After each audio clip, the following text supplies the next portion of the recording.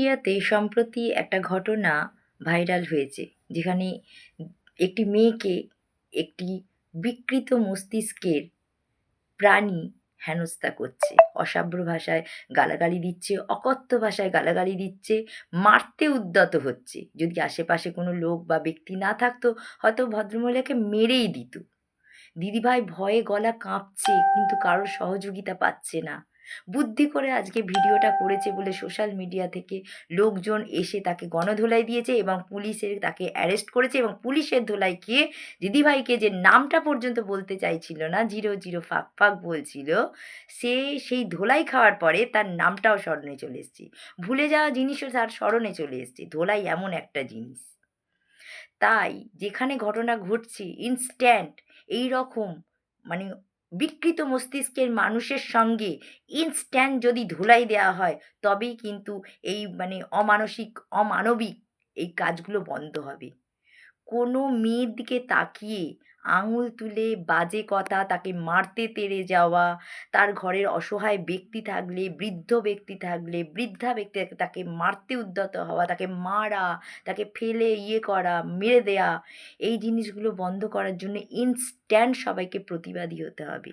নাহলে কোনো দিন এই প্রতিবাদ করেও কিচ্ছু আটকানো যাবে না। যার সাথে হচ্ছে তার সাথে, ঘরে ঘরে, আনাচে আনাচে, পাড়ায় পাড়ায় সমস্ত বিকৃত মস্তিষ্ক ঘুরে বেড়াচ্ছে। এদেরকে ধরতে পারা খুব মুশকিল। একমাত্র যাদের সাথে ঘটনা ঘটে তারাই জানে যে এরা কতটা বিকৃত মস্তিষ্কের পশু সমান একটা মানবিকতার মানুষ। মানুষ বলা ভুল হবে, প্রাণী।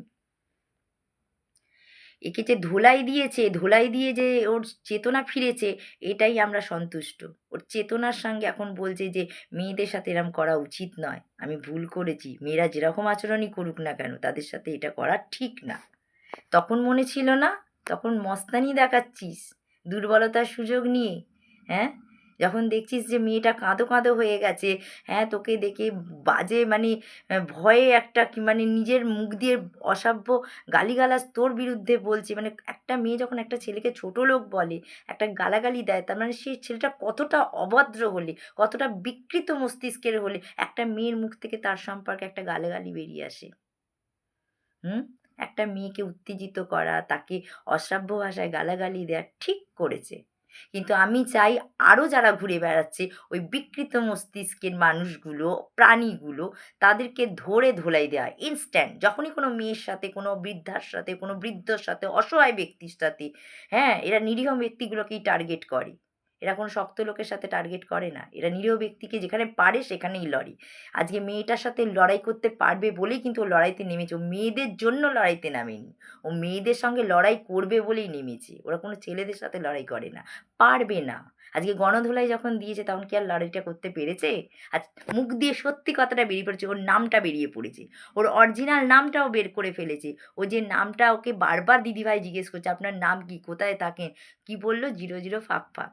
আবার তাকে হুমকি দিচ্ছে, সোশ্যাল মিডিয়াতে সে ভিডিওটা করছে, সোশ্যাল মিডিয়ায় ছাড়বে, তার বুকে এত পাটা, সে চ্যালেঞ্জ দিচ্ছে, ওপেন চ্যালেঞ্জ দিচ্ছে, যা তোর নেতা কি করবে, হ্যাঁ, যা থানা পুলিশ কি করবে।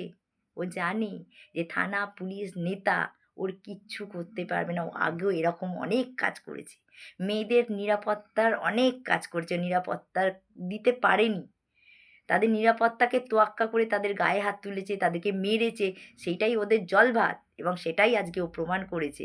ও ভাবতে পারেনি এই অন্যায়ের পাপের ঘোড়া পূরণ হয়ে গেছে। 6 ঘন্টার মধ্যে ও যে শাস্তি হতে চলেছে সেটাও ভাবতে পারেনি। প্রতিবারই ওকে ছাড়পত্র পেয়ে যায়, থানা পুলিশ নেতা কিছুই করতে পারে না।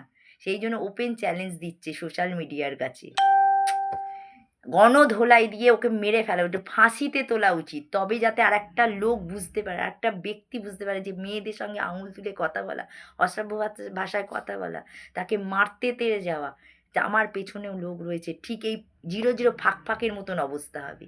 এইটা যেন তার মাথায় ঢুকে যায়, আতঙ্কে থাকে, মেয়েদের থেকে যেন 7 হাত দূরে থাকে জানোয়ারগুলো।